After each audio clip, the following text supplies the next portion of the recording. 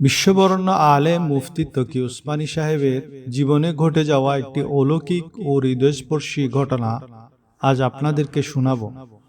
ওনার সামনে দুইটি বড় বড় এবাদতের সুযোগ এসেছিল।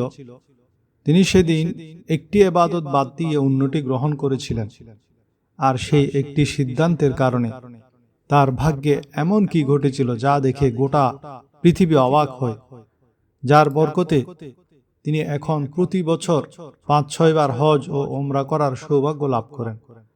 ওনার সে মহান আমলটি আজ জানব, যা করে আমরাও সেই সৌভাগ্যের মালিক হতে পারি।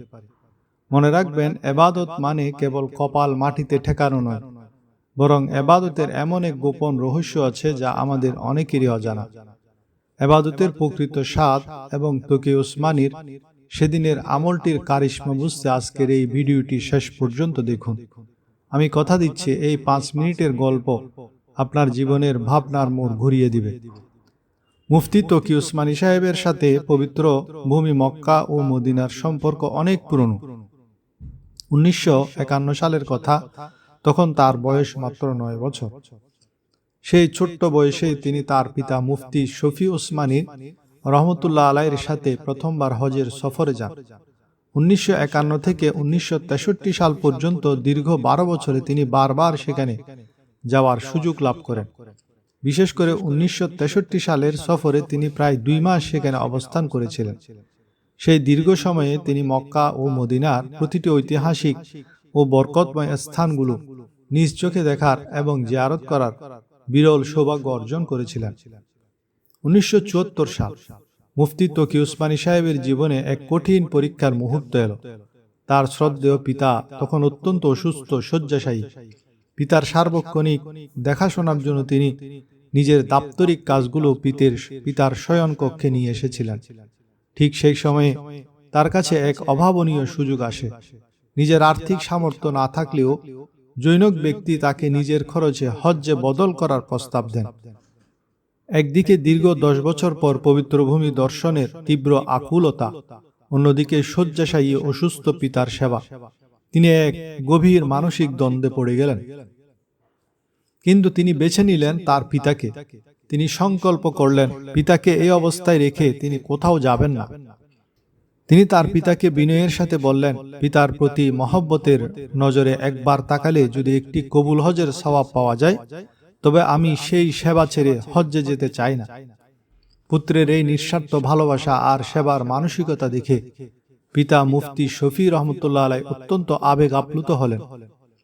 তিনি দুহাত তুলে আল্লাহর কাছে দোয়া করলেন, আল্লাহ যেন ভবিষ্যতে তকি উসমানীকে এত বেশিবার পবিত্র ভূমি সফরের সুযোগ দেন যে মানুষ তা দেখে ঈর্ষা মিশ্রিত প্রশংসা বা রশক করবে। পিতার এই দোয়ার বরকতে কি ছিল জানেন? ১৯৭৬ সালে পিতার ইন্তেকালের পর থেকে আজ পর্যন্ত এমন কোনো বছর যায়নি তিনি অন্তত ৫ থেকে ৬ বার প্রতি বছর সেখানে যাওয়ার সুযোগ পাননি। এই ঘটনা থেকে মুফতি তকি উসমানী এবাদতের এক গভীর দর্শন ব্যাখ্যা করেছেন।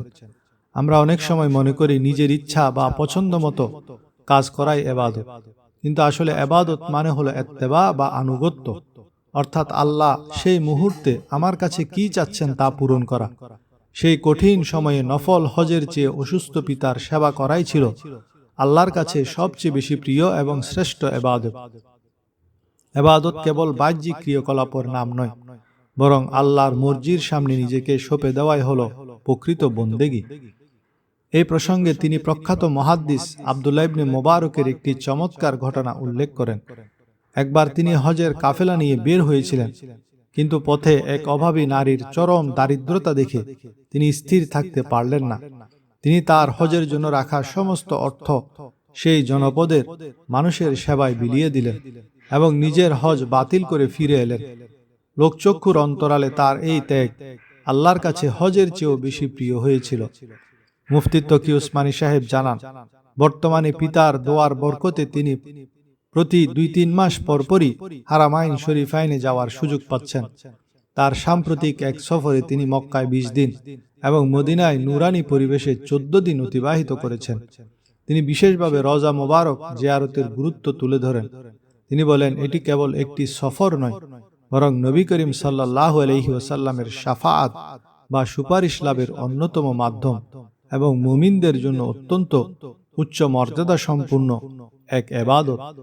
বন্ধুরা, এই বক্তব্য আমাদের এক মহা সত্য শেখায়, মা বাবার সেবা বা আত্মমানবতার পাশে দাঁড়ানো ক্ষেত্র বিশেষে নফল ইবাদতের চেয়েও বেশি ফজিলতপূর্ণ হতে পারে। বিষয়টি অনেকটা এমন, এক ব্যক্তি বাদশার প্রাসাদে তার সাথে দেখা করতে যাচ্ছিলেন, কিন্তু পথে বাদশার এক অসুস্থ প্রজার সেবা করতে গিয়ে তিনি প্রাসাদে যাওয়ার বাতিল করলেন। এতে বাদশা তার উপর এতটাই খুশি হলেন যে পরবর্তীতে বাদশা নিজেই বারবার তাকে সম্মানের সাথে রাজপ্রাসাদে আমন্ত্রণ জানিয়ে নিয়ে গেলেন। আসুন আমরাও ইবাদতের এই প্রকৃত সারমর্ম বুঝে মা বাবার সেবা এবং আল্লাহর হুকুমের সঠিক গুরুত্ব দিতে শিখি।